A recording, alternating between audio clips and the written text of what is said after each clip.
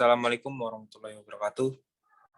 Yang terhormat Ibu Nilam Kusuma SMSI AK dan teman-teman yang saya banggakan.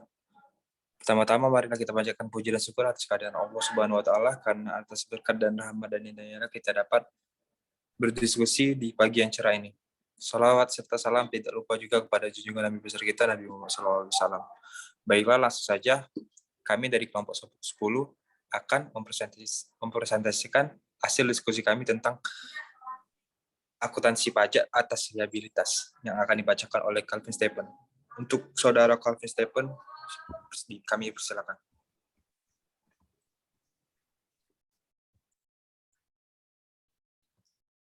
Liabilitas menurut PSAK 57. Liabilitas merupakan hutang perusahaan masa kini yang timbul dari peristiwa masa lalu yang penyelesaiannya dapat mengakibatkan arus keluar sumber daya entitas yang mengandung manfaat ekonomi. Menurut FASB atau Financial Accounting Standard Board, liabilitas merupakan pengorbanan manfaat ekonomi masa mendatang yang mungkin timbul karena kewajiban sekarang suatu entitas untuk menyerahkan aktiva atau memberikan jasa kepada entitas lain di masa mendatang sebagai akibat transaksi di masa lalu. Yang pertama yaitu liabilitas jangka pendek atau short term liability.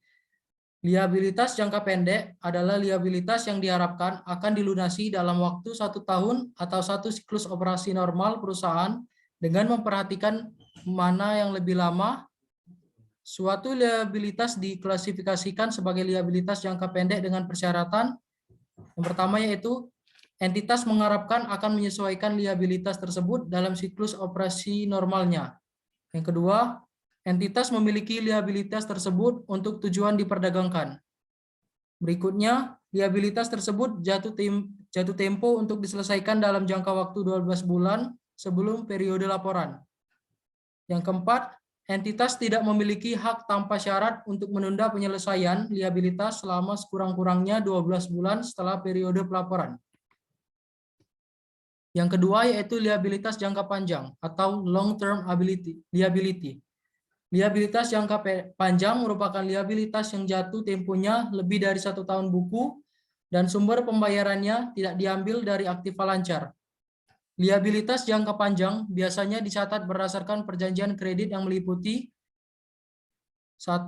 Jumlah pinjaman yang disetujui, yang kedua tingkat atau suku bunga, yang ketiga angsuran dan tanggal jatuh tempo, yang keempat barang jaminan, yang kelima sifat dan luasnya ikatan yang ada seperti akumulasi dana untuk pembayaran kembali pinjaman atau sinking funding, pembatasan atas modal kerja dan pembagian dividen serta ikatan lainnya. Liabilitas dapat pula ditinjau dari sudut nilai, yaitu yang pertama jumlahnya telah pasti atau jumlahnya merupakan taksiran.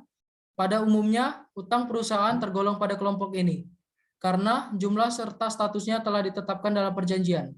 Yang kedua, status liabilitasnya lebih pasti. Tetapi, kepastian yang menimbulkan liabilitas sangat bergantung pada peristiwa masa mendatang. Berikutnya akan dijelaskan oleh Muhammad Faisal. 1. Utang dagang akuntansi komersial. Utang dagang sebagai liabilitas jangka pendek terjadi akibat kegiatan usaha perusahaan secara formal. Apabila terdapat potongan pembelian secara tunai, maka hutang dagang harus dilaporkan sebesar jumlah hutang dagang setelah dikurangi potongan tunai. Yang kedua, hutang dagang dengan jaminan, warranty liability. Apabila penghasilan dan biaya dipertemukan, maka hutang dicatat dalam periode penjualan dan selanjutnya apabila terjadi perbaikan atau pengembalian, hutang tersebut akan dikurangi. Yang ketiga, wesel bayar atau utang wesel. Utang wesel adalah kewajiban kepada pihak lain yang dibuktikan dengan janji tertulis tanpa syarat untuk membayar sejumlah uang tertentu pada tanggal yang telah ditentukan. Utang wesel dibagi menjadi 2, yaitu yang pertama, utang wesel yang tidak berbunga. Ialah utang wesel yang pada tanggal jatuh tempo pelunasannya hanya sebesar nilai nominal wesel. Dan yang kedua, utang wesel yang berbunga, yaitu utang wesel yang pada tanggal jatuh tempo pelunasannya sebesar nilai nominal wesel ditambah dengan bunga. Yang keempat, utang pajak. Utang pajak dapat mencakup hal-hal. Yang pertama, utang pajak penghasilan yang dibayar sendiri, PPh pasal 25 dan 29. Yang kedua, utang pajak penghasilan yang dipungut atau dipotong dari pihak ketiga, PPh pasal 21, 22, dan 23. Yang ketiga, utang pajak yang wajib dipungut atau dipotong dari pihak ketiga, PPh pasal 21, 22, 23, dan 26. Yang keempat, utang PPN dan PPNBM. Yang kelima, utang PBB. Yang kelima, utang dividen. Utang dividen terjadi apabila perusahaan melakukan pembagian laba atas pembayaran. Dividen mengandung konsekuensi bagi pihak pemberi hasil untuk memotong pajak penghasilan pasal 23.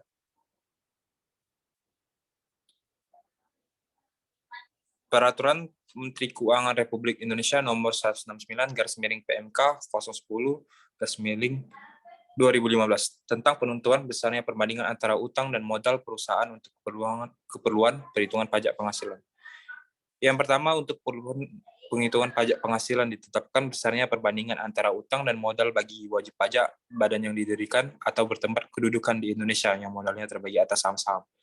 Yang kedua, utang sebagaimana dimaksud pada ayat 1 adalah saldo rata-rata utang pada 1 tahun pajak atau bagian tahun pajak, yang dihitung berdasarkan rata-rata saldo utang tiap akhir bulan pada tahun pajak yang bersangkutan atau rata-rata saldo utang tiap akhir bulan pada bagian tahun pajak yang bersangkutan.